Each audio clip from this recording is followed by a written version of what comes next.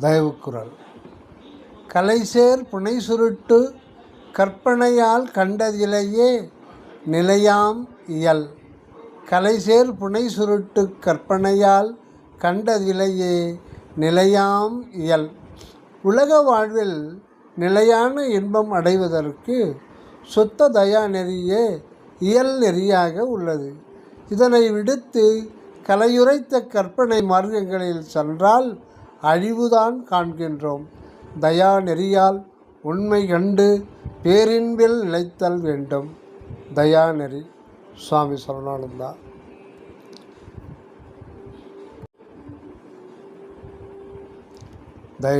தயா நெறி.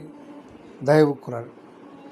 களிமயக்கின் கலை காட்டாதே நல்ல அடிசேர் அறிவு அலர். களிமயக்கு இன் கலை காட்டாதே நல்ல அலிசேர் அறிவு அலர். அன்பும் அறிவும் ஓங்க தயவு நெறியில் பயின்று அருட்கலையாக உலகியலை நடத்த வேண்டும். இப்படி அல்லாது பொறி மயங்கி புலநெறியால் கலை வளர்த்தால் பெரு நன்மை உண்டாகாது.